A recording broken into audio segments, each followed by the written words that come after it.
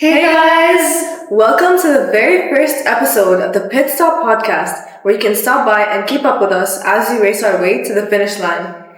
Today I'm joined by Sonal. Hello everyone! She's a junior in our electric car team, and she is part of the media and mechanical department. Thank you so much for having me, Tabina. It's my pleasure. So today we're going to be talking about our two races. We have one steam competition and one global EVGP competition, as well as our history and a little bit about all of our accomplishments over the past 2 years. We've won a lot of awards, guys. What can I say? So, Tabina, our electric car team competes in two competitions, first of which being the steam competition. Yeah. So, can you give us a brief overview of how that works? Okay. So, our steam competition is a competition between all the 15 Sabah schools. So, we have roughly 250 participants. And it's not just a race for us, it's also an opportunity for all the STEM-based Sabbath clubs to compete against one another. So we have Drone. Former Drone member right here, guys. Right here. Yeah, she went to the electric car club now, which is the better one. So we have Drone, we have 3D printing, we have robotics, both beginner and advanced, and more. Yeah. So what does STEAM mean to us? This competition is an opportunity for us to showcase our skills amongst our Sabah schools and see how much we differ in skill level. How much better we are than them, you know. Yeah, I mean, the truth has to be said. But yeah, so this race is slightly more of a speed race. Fast and furious, vroom vroom kind of race, more than an endurance race, unlike the EVGP, which we will talk more about later, just a bit later.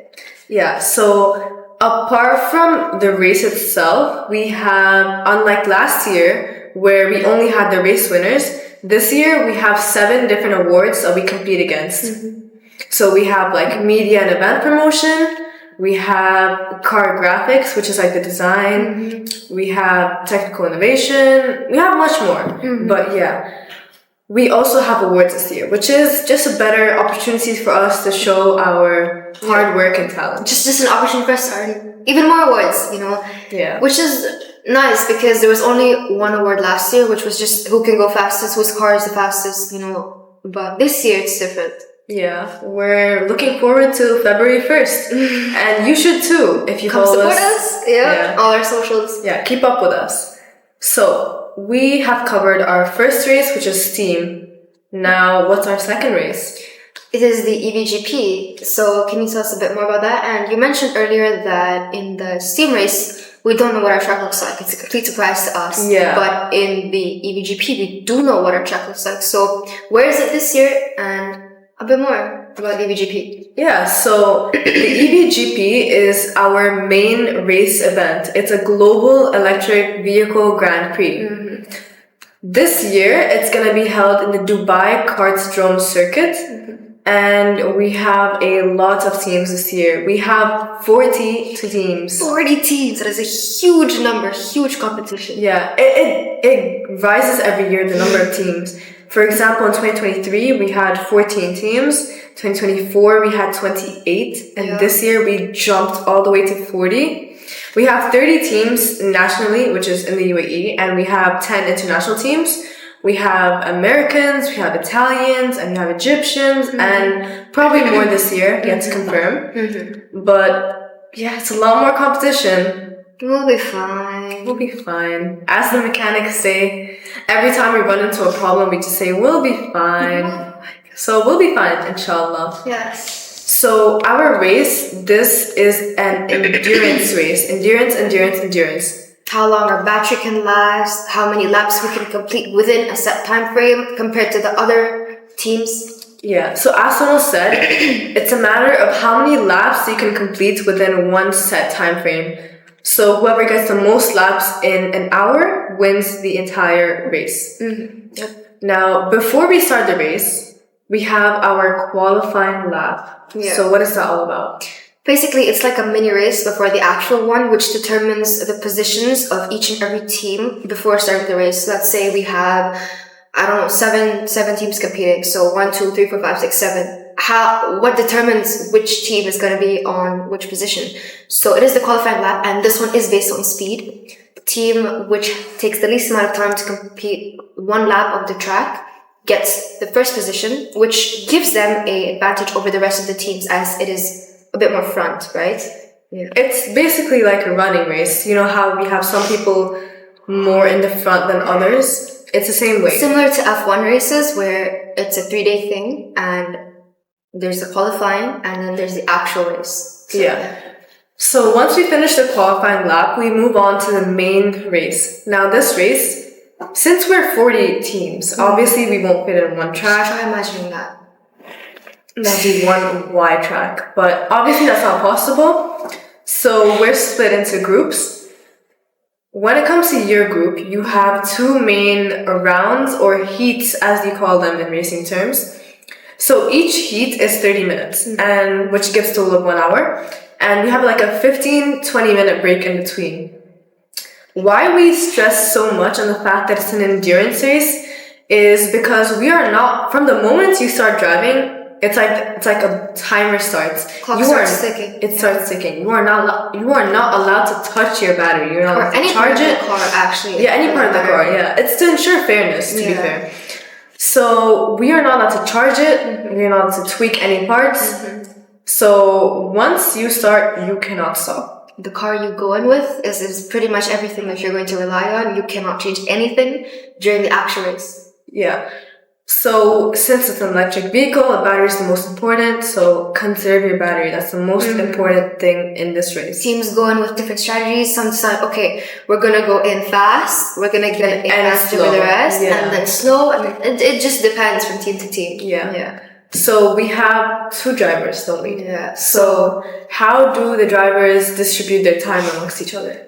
Basically how it works is 16 to 18 minutes within the race. You are required to switch the drivers. It's a must. It's mandatory. So the drivers come in. There's pit stops for each and every team. Drivers come in and they have to do this very fast. They have to switch the drivers and zoom off. Basically, our record last year was 12 seconds, which is really difficult to beat, but we will try our hardest. Yeah, it's kind of hard competing against yourself, but we will try. Yeah.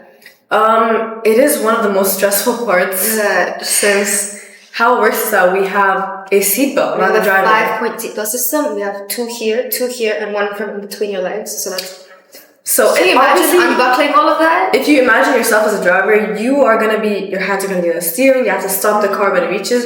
You are gonna be busy. You can't do all this on your own. Yeah. So this is why we have 2 members of the pit crew who are gonna be aiding the driver to take off the seatbelt and help the new driver in. Yeah. So this is why we need the car to be off when you're. You need the car to be off when you're switching drivers, or you will accidentally get out of the car and the car will go on without driver for like a few meters, obviously. So obviously we have to do this fast because the clock doesn't stop for you. You have 2 minutes. You have a 2-minute time frame to switch, but that doesn't mean the other cars don't. So however fastest you complete your driver switch and get back the track is better for you. Yeah. Right. So you switch in both heats, by the way. Both in the 16 to 18 minute mark. Now, after the race. Award ceremony.